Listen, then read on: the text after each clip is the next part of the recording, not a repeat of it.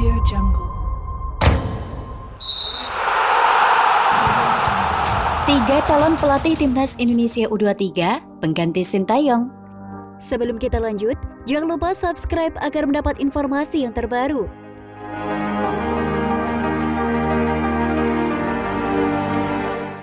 PSSI berencana mencari pelatih untuk Timnas Indonesia U23 yang akan tampil di SEA Games 2023 di Kamboja. Berikut tiga calon pelatih pengganti Sintayong. SEA Games 2023 akan berlangsung pada 5 hingga 16 Mei.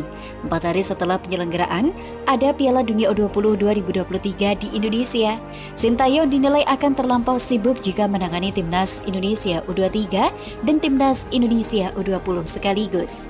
Oleh sebab itu, PSSI hendak mencari alternatif. Namun Sekjen PSSI, Yunus Nusi menyatakan pihaknya akan berdiskusi dengan Sintayong terlebih dahulu.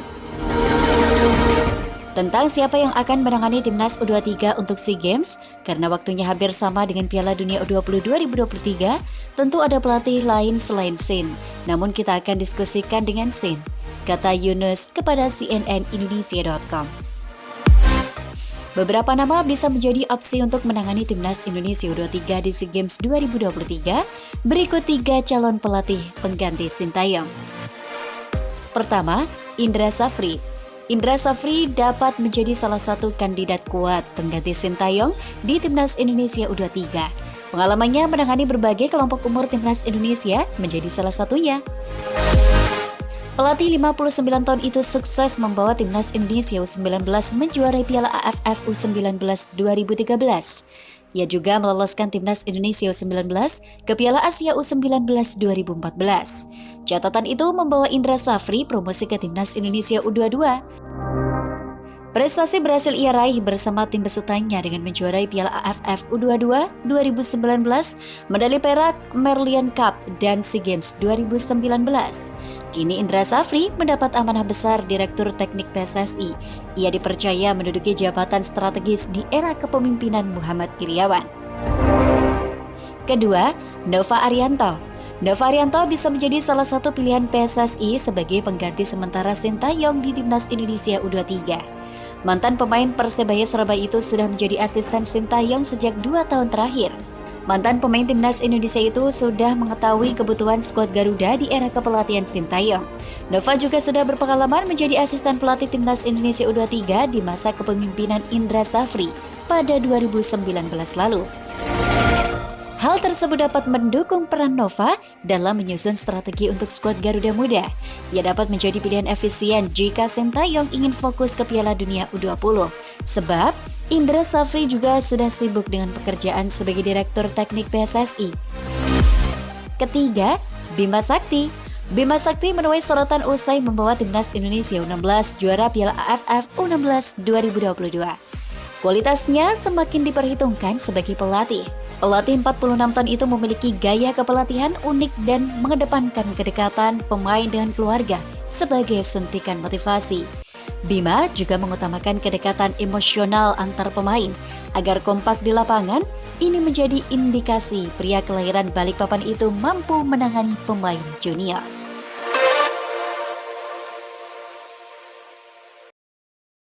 Audio Jungle. 4 kapten Timnas Indonesia di bawah asuhan Sintayong. Nomor 1, dikenal lugas dan berani. Sebelum kita lanjut, jangan lupa subscribe agar mendapat informasi yang terbaru.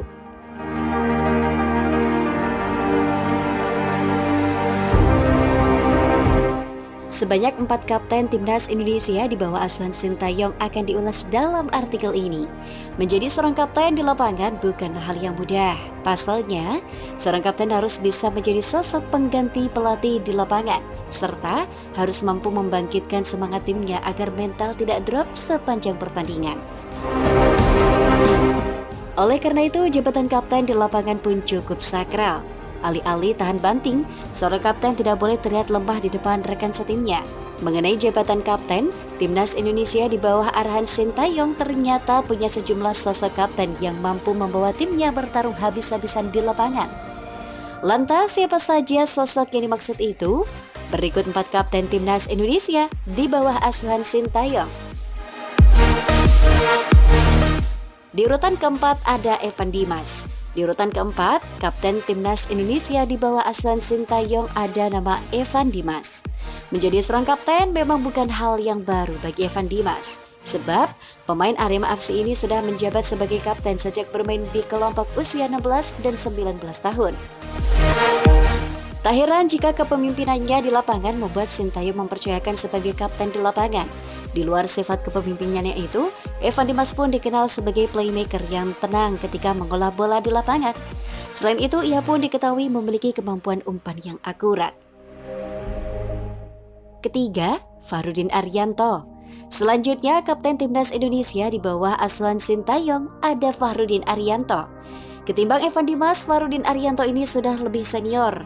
Di usia yang menginjak 33 tahun, ia memang jadi kapten utama Timnas Indonesia di bawah arahan Sintayong. Jam terbang dan pengalamannya membuat Sintayong jelas mempercayakan ban kapten utama kepada Timnas Indonesia.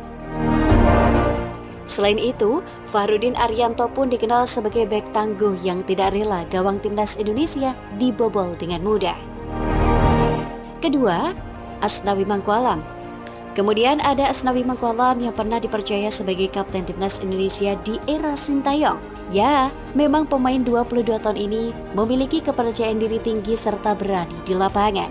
Selain itu, Asnawi Mangkualam juga dikenal sebagai bek sayap yang tak segan mengambil keputusan meski harus jatuh bangun. Bukan hanya itu, pemain Ansan Greeners ini juga kerap membantu penyerangan Timnas Indonesia dengan menyisir sisi samping pertahanan lawan. Dan di urutan pertama ada Kapten Timnas Indonesia di bawah asuhan Sintayong ini ada Rahmat Irianto. Meski baru menginjak usia 22 tahun, pemain Persib Bandung 1 ini dikenal lugas dan berani di lapangan.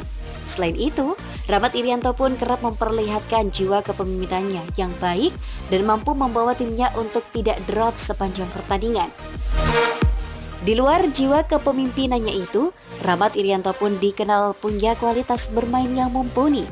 Meski posisi aslinya sebagai seorang bek, Rahmat Irianto pun bisa bermain di sejumlah posisi. Tak heran Rahmat Irianto kerap mengisi posisi bek kanan hingga menjadi gelandang bertahan di bawah arahan Sintayong.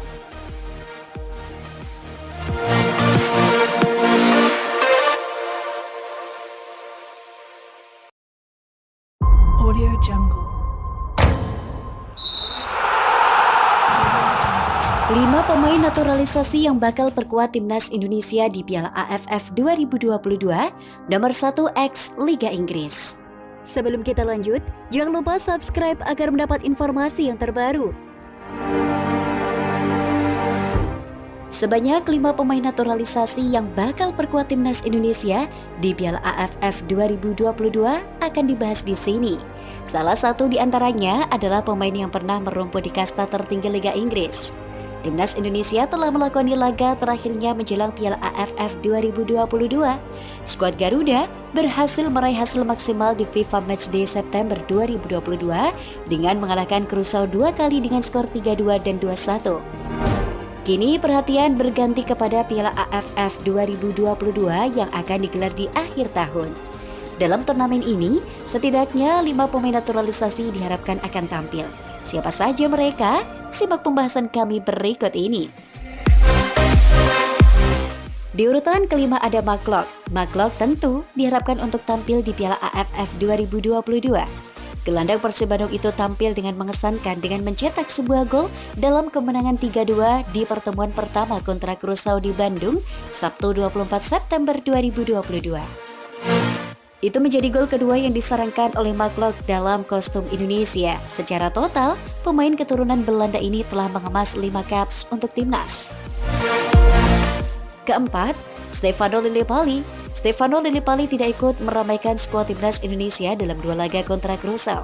Namun striker keturunan Belanda ini memiliki catatan menjanjikan yang memungkinkannya untuk dilirik Sintayong pada gelaran Piala AFF 2022. Sejauh musim ini berjalan, penyerang berusia 32 tahun itu telah mencetak 5 gol dan 6 assist dari total 14 pertandingan untuk Borneo FC di semua ajang. Pengalamannya bisa sangat berguna bagi timnas Indonesia mengingat dua sudah mengantongi 27 caps dengan mencetak 3 gol. Di urutan ketiga ada Sean Pittenema. Shen Petenama merupakan seorang bek kiri untuk tim asal Norwegia Viking FK. Pemain berdarah Belanda tersebut merupakan andalan Viking FK dengan berhasil mencetak 25 penampilan dan mengukir 1 assist musim ini. Pada saat ini, proses naturalisasi pemain berusia 24 tahun ini masih berjalan. DPR RI baru saja menerima surat permohonannya melalui Presiden Jokowi beberapa pekan lalu. Kedua, Sandy Walsh. Sandy Walsh merupakan seorang bek kanan yang bermain untuk tim kasta tertinggi Liga Belgia, KV Mechelen. Musim ini pemain berusia 27 tahun ini telah memainkan 9 laga untuk KV Mechelen dengan mencetak 2 gol dan 2 assist. Bek kanan berdarah Belanda Belgia ini juga masih dalam proses naturalisasi. Namun, dia tinggal menunggu sumpah menjadi warga negara Indonesia setelah berkas permohonannya disetujui oleh Komisi DPR RI, yaitu Komisi 3 dan 10. Dan di urutan pertama ada Jordi Amat. Jordi Amat berjalan beriringan dengan Sandy Walsh. Proses naturalisasinya hanya tinggal menunggu disumpah setelah disetujui oleh 2 komisi DPR RI. Pemain berusia 30 tahun ini berdarah Spanyol. Dia punya CV yang mentereng karena pernah membela klub-klub top Eropa seperti Swansea yang tampil di Liga Inggris serta Espanyol dan Real Betis di Liga Spanyol. Kini, Jordi Amat bermain untuk tim asal Malaysia, Johor Darul Takzim. Dia merupakan seorang bek tengah yang juga bisa berfungsi sebagai gelandang bertahan atau bek kiri jika dibutuhkan pelatih.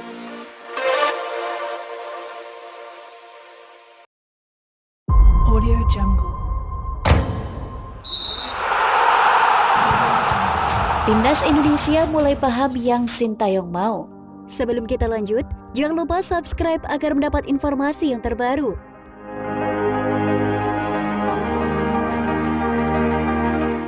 Pelatih Timnas Indonesia, Sintayong menyebut timnya mulai memahami gaya permainan yang ia inginkan, seiring dengan hasil-hasil positif skuad Garuda. Terbaru, Timnas Indonesia berhasil meraih 2 kemenangan atas Curaçao dengan hasil 3-2 dan 2-1. Kemenangan ini cukup positif mengingat ranking FIFA Curaçao berada cukup jauh di atas Indonesia. Sebelumnya, Garuda juga memastikan lolos ke Piala Asia 2023. Khusus di tahun 2022, Garuda juga cuma sekali kalah, 2 kali imbang dan 6 kali menang. Setelah lolos Piala Asia, pemain mulai percaya diri. Mereka juga mulai paham dan sadar filosofi sepak bola saya seperti apa, kata Sintayong saat memberikan keterangan usai laga Timnas Indonesia versus Curaçao Selasa 27 September 2022. Mereka para pemain semakin bisa beradaptasi dengan filosofi sepak bola saya. Para pemain sudah bekerja keras dan saya sangat bangga, ujarnya. Pelatih asal Korea Selatan itu juga tak ambil pusing dengan 3 gol dari Curaçao yang bersarang di gawang Timnas Indonesia. Lini pertahanan masih suka kecolongan. Garuda kebobolan 2 gol di laga pertama dan sebiji gol di laga kedua. Namun, Sintayong menyebut bahwa kebobolan adalah resiko dari sebuah permainan yang diinginkannya. Lagi pula, Timnas Indonesia sudah berhasil meraih kemenangan yang cukup mengesankan. Kalau kita hanya berbicara kemasukan gol saja, pasti tidak akan bisa maju ke depan. Kalau misal kita selalu menegur dan mempermasalahkan kemasukan gol, pasti kita susah maju, tutur Sintayong. Sambil kemasukan gol, kita harus memperbaiki dan berkembang. Tidak boleh kita mengatakan kemasukan gol itu tidak baik, karena itu bisa menjadi motivasi untuk lebih memajukan tim, ucapnya. Sebanyak 4 pemain tidak dimainkan Sintayong dalam duel Timnas Indonesia versus Curaçao pada FIFA Matchday September ini.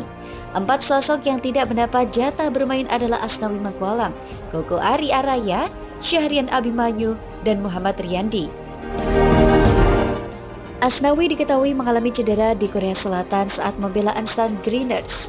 Meski namanya dipanggil ke squad, namun bek 22 tahun itu absen di 2 laga melawan Curaçao. Sintayong tak ingin memaksakan Asnawi mengisi pos bek kanan dan sayap kanan karena kondisi fisik yang belum menyentuh 100%. Sebagai penggantinya, Sintayong memainkan Yakob Sayuri.